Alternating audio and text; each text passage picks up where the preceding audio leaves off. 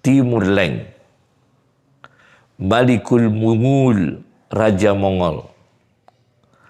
Ada yang menceritakan bahwa Timur Leng ini Malikul Mungul hafidul Quran, juga hafal Al-Quran, tapi zalim, aniaya. Ada seorang ahli Quran, ketika Timur Leng ini sudah meninggal dunia, sudah dikubur, ada seorang ahli Quran itu kalau melewati kuburnya selalu membaca ayat azab ditujukan Timur Leng. Karena Timur Leng ini Raja Mongol yang sangat kejam, Raja Mongol yang sangat zalim, maka Timur Leng ini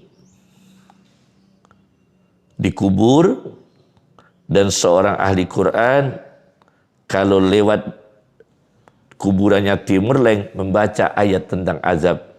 Khuzuhu fahulluh summal jahima sudduh, di surat Al-Haqqah ayat 30-31. Khuzuhu fahulluh, khuzuhu fahulluh, tangkaplah dia. Fahulluh, maka belenggulah dia. Summal jahima salluh, maka dia masukkanlah di dalam neraka jahim. Dan ini diulang-ulang oleh ahli Quran. Kalau lewat seorang ahli Quran, kalau lewat di kuburannya Timur Leng, saking dendamnya, saking bencinya.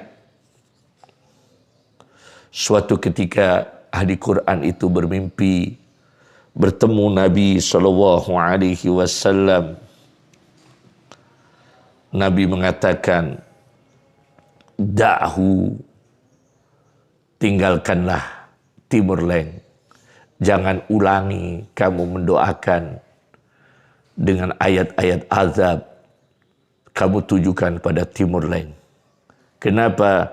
Kata Rasulullah dalam mimpi, fa innahu kana yuhibbu zurriyati, maka sesungguhnya Raja Timur Leng itu mencintai keturunanku, mencintai para habaib, mencintai para sada.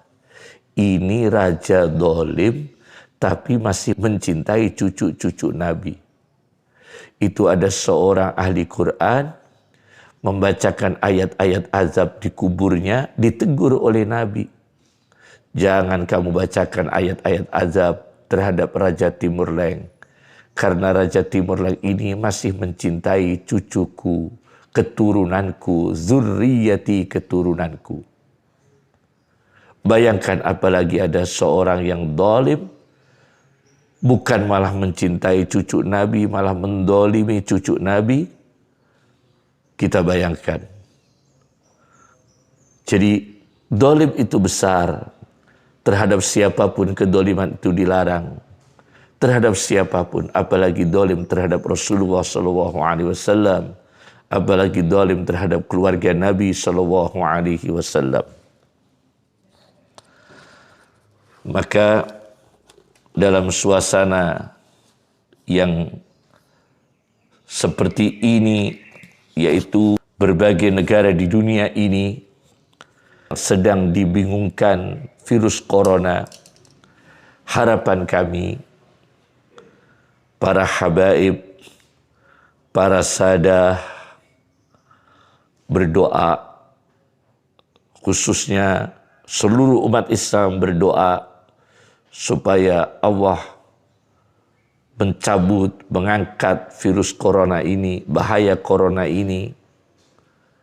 Dan kami mohon kepada para ulama, baik ulama dari Nahdlatul Ulama, ulama dari Muhammadiyah, orang-orang soleh dari mereka, dari Nahdlatul Ulama, dari Muhammadiyah, dan khususnya para habaib, para sadah, agar mendoakan kita semua ini, supaya Allah melindungi kita semua ini umat Islam, bangsa dan negara, dan seluruh umat Islam di dunia, dilindungi oleh Allah Subhanahu wa ta'ala. Dan tentunya sebagai contoh sejarah, siapapun ulamanya, siapapun habaibnya. Bahkan kalau ada habaib, ada ulama yang berada jauh dari kita, karena itu ghaib, dalam keadaan ghaib. Ghaib itu tidak kelihatan orangnya.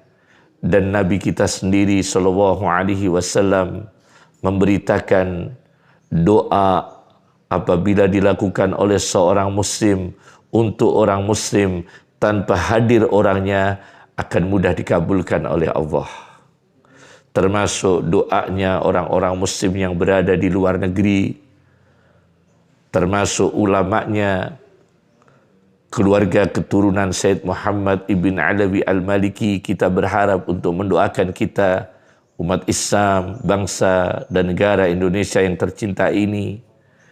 Kemudian para habaib, para sadah yang ada di berbagai negara, ada di negara Saudi Arabia, ada di Mesir, ada di Yaman, sebuah negara pusatnya para habaib, ada di Palestina, ada di Syria.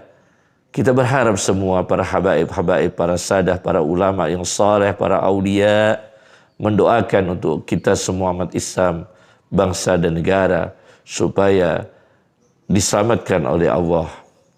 Termasuk kita juga berharap Habib Rizik yang berada di Mekah ikut mendoakan kita semua.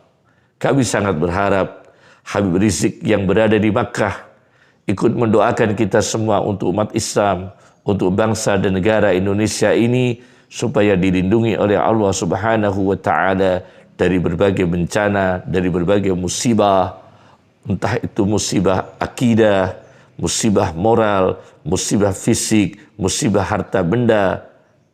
Dan tentunya kita memperbanyak berzikir, memperbanyak istighfar, menguatkan taubat kita kepada Allah Subhanahu wa Ta'ala.